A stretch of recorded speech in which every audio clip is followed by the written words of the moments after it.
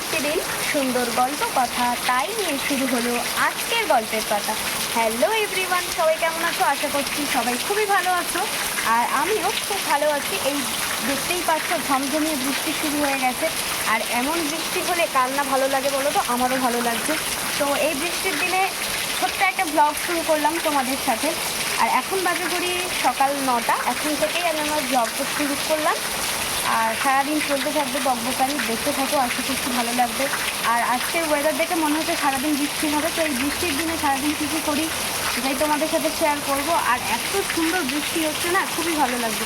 স্নান করে এসে আবার দাঁড়িয়ে দাঁড়িয়ে ভিজছি। বৃষ্টিটা কেমন হচ্ছে, দারুণ দারুণ। আমার তো খুব সুন্দর লাগছে।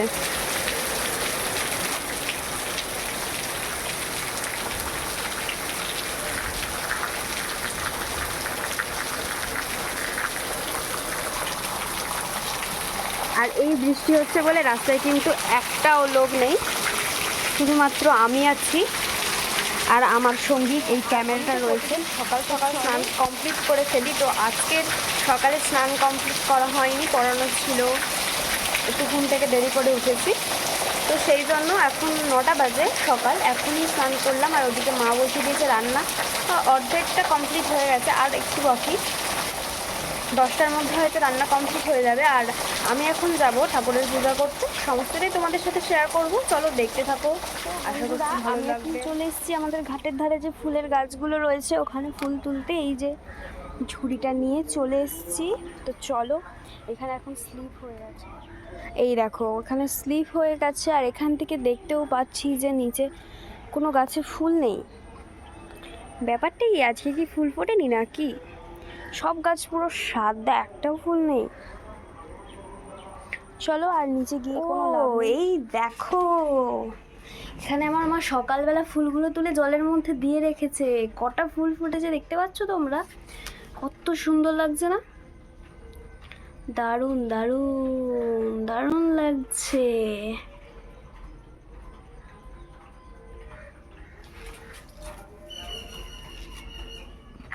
কি দারুণ লাগছে, তাই না বন্ধুরা? তো চলো ফুলগুলোকে তুলে নিই জল থেকে।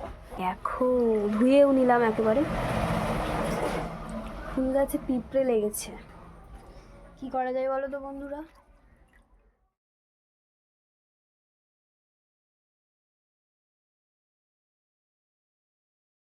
এই হচ্ছে আমার সব ফুল তোলা হয়ে গেছে। দেখো কত ফুল তুলে নিয়েছি।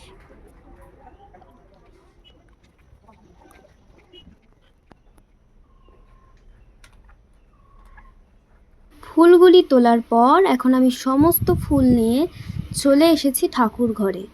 আর ঠাকুরকে পূজা করব এখন, সেই জন্য আগে ঠাকুরকে খেতেও দিয়ে দিয়েছি।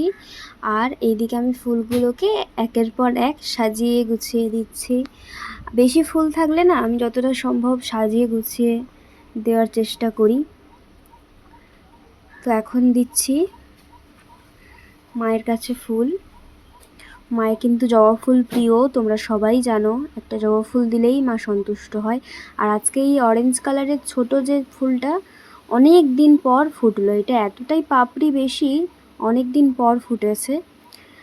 তো যাই হোক, দেখে খুব খুশি হলাম। 3টে কুড়ি ছিল, তার মধ্যে একটা না দুটো পড়ে গিয়েছে, আর একটাই মাত্র ফুটেছে ফুল। বেশিরভাগ কুড়িটাই ঝরে পড়ে যায়। আর একটা গাছ আছে যেটা রেড কালারের, এরকমই হয়, সেটাও পড়ে যায়। তো এবার ফুলগুলো সাজিয়ে দেওয়ার পর আমি পূজা করে নিলাম। পূজা করার পর আমি চলে এসেছি ঘরে। এবার আমার পেয়ে গেছে খিদে, সেই জন্য আমি মুড়ি আর চানাচুর নিয়ে বসে পড়েছি অল্প একটু। কারণ একটু পরেই আমাদের ভাত খেতে বসে পড়বো। আমাদের 12টার মধ্যে লাঞ্চ কমপ্লিট হয়ে যায়, সেই জন্য অল্প করে একটু কিছু খাচ্ছি। মুড়িটা খেতে খেতে তোমাদের দেখাতে দেখাতে একটু পড়েও গিয়েছে। তো যাই হোক, ওটা খেতে খেতে আর ভালো লাগছে না, সেই জন্য ভাবলাম একটা কেক খাই। মানে মন নয় মতি, যখন যেটা ইচ্ছা তখন সেটা। তো সেই জন্য কেকটা খাচ্ছি আর আপন মনে প্রকৃতির দিকে তাকিয়ে বসে আছি, দেখতেই পাচ্ছ তোমরা সবাই। এরপর আমি চলে এলাম নিচে। আর এখানে এসে দেখলাম আমার মা একটা কুমড়ো গাছ বসাচ্ছে। এই কুমড়ো গাছটা না, আমাদের যে খালটা রয়েছে একদম নিচে যেখানে জল উঠে যায় সেখানে হয়েছিল। তবে এখন কিছুদিন পরে জল উঠবে, যদিও বা ওখানে যদিও বা থাকতো, কিন্তু আমাদের এখানে কিছু মানুষ আছে না, ভালো জিনিস দেখলে তুলে নিয়ে চলে যায়। কুমড়ো গাছও ছাড়বে না, এমনই পরিস্থিতি। সেই জন্য মা ওটা বাঁচিয়ে রাখার জন্য ওপরে তুলে এনে বসিয়েছে। তারপর চলে এলাম ভাত খেতে। আজকে কী রান্না হয়েছে দেখতেই পাচ্ছ তোমরা সবাই। ডাল হয়েছে, মাছের তরকারি হয়েছে, আর হয়েছে আলু ভাজা। আলু ভাজা নয়, আলু ভাজার সাথে আরও একটু কিছু ছিল সবজি, আর তার সাথে দিয়েছে চিংড়ি মাছ, ছোটো ছোটো চিংড়ি মাছ। আমি চিংড়ি মাছ খাওয়া ছেড়ে দিয়েছি জানো তো বন্ধুরা। বড় চিংড়ি হোক বা ছোট চিংড়ি হোক, আমি ছোটোবেলায় খেতাম না, মাঝে খেতাম, আবার এখন আর খেতে ইচ্ছা হয় না। সেজন্য চিংড়ি মাছগুলো এখন বাছছি, বেছে বেছে মাকে দিয়ে দিচ্ছি। আমার একদমই খেতে ভালো লাগে না। এবার খাওয়া দাওয়ার পর একটু রেস্ট নিয়ে আমরা চলে এসেছিলাম মাঠে ঘুরতে। এখন কিন্তু বৃষ্টি হয়নি, একটু রোদ মতোই ছিল। তো যাই হোক, মা এখানে কতগুলো জাম গুড়িয়ে এনেছে দেখো।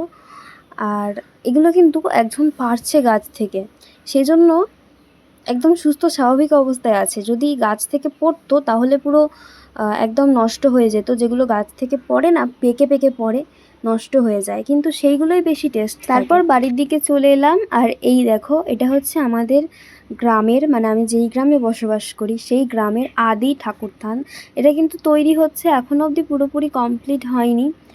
আর এখানে দরজাটাও এখনও তৈরি করা হয়নি। তো ভেতরে কিন্তু ঠাকুর রয়েছে। এবার ওনাদের কিন্তু প্রতিষ্ঠাও করা হয়ে গিয়েছে, তবে এখনও ঠাকুর ঘরের অনেক কাজ বাকি রয়ে গেছে। এবার দেখো, এই একটা গাছ খুঁজে পেয়েছি অনেক দিন পর। তো এই গাছগুলো তোমরা কে কে চেনো বলো তো? এইগুলো ছোটোবেলায় আমরা লুচি হিসেবে ব্যবহার করতাম খেলার সময়। ছোটোবেলায় যখন খেলতাম তখন এই পাতাগুলোকে নিয়ে লুচি বানাতাম। আর বাড়ি ফেরার সময় জাম টেস্ট করতে করতে বাড়ি যাচ্ছি যে কেমন মিষ্টি না কি টক। বেশ মিষ্টিই রয়েছে জামটা।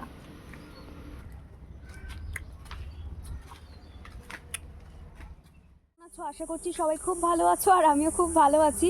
আকাশের ওয়েদার খুবই খারাপ, আর এই মুহূর্তে আমি চলে এসেছি শপিং করতে বালতি নিয়ে। বালতি নিয়ে শপিং করতে এসেছি। বালতিতে কি আছে তোমরা নিশ্চয়ই দেখতে পাচ্ছ, জাম। এবার কিন্তু বৃষ্টি পড়েছে, আজকে হয়তো ভিজবো, কিন্তু জাম পেরে তবেই কিন্তু বাড়ি যাব। আর গাছে কিন্তু প্রচণ্ড পরিমাণে জাম হয়েছে, তোমরা হয়তো দেখতে পাবে না ক্যামেরার দ্বারা, তাও দেখানোর চেষ্টা করছি তোমাদেরকে, দাঁড়াও। আর কত বড় বড় জাম হয়েছে সেটা তোমাদেরকে দেখাই। এই যে দেখো, এরকম বড় বড় সাইজের জাম হয়েছে। তাহলে ভাবো, এই জামগুলোকে ছেড়ে কে বাড়ি যায়? বৃষ্টিতে ভিজবো না হয় কী আছে, কিন্তু জাম পেরে তবেই কিন্তু বাড়ি যাব। আর এখানে মানে অনেকগুলোই গাছ ছিল, তবে সবগুলো কেটে দেওয়া হয়েছে। দুটো গাছ আছে, আমাদেরই গাছ, তো পুরো কালো হয়ে আছে গাছের ডালে। আর বৃষ্টিও কিন্তু পড়েছে, আজকে হয়তো ভিজবো। স্বপ্নটা কমপ্লিট হয়েছে, প্রচন্ড পরিমাণে ঝড় হচ্ছে, আর এখন আমি দাঁড়িয়ে আছি গাছে। এরপর বৃষ্টিতে তো ভিজেই গিয়েছি, এরকমভাবে কোনোদিন ভিজি না, আজকের ভিজেছি। তো যাই হোক, বাড়ি এসে স্নান টান করে এবার পুরোপুরি সন্ধ্যা হয়ে গিয়েছে, একদম পুরো অন্ধকার বাইরে। সেই জন্য আগে সন্ধ্যা দিয়ে দিচ্ছি।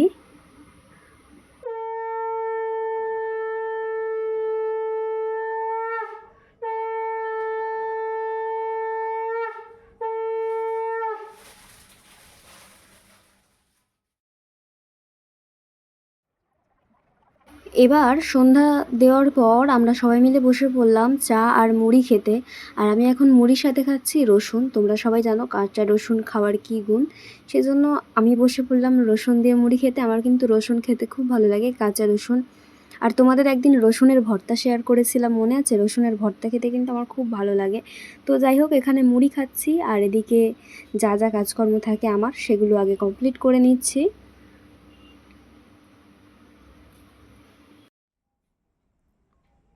বেশ ভালো লাগে।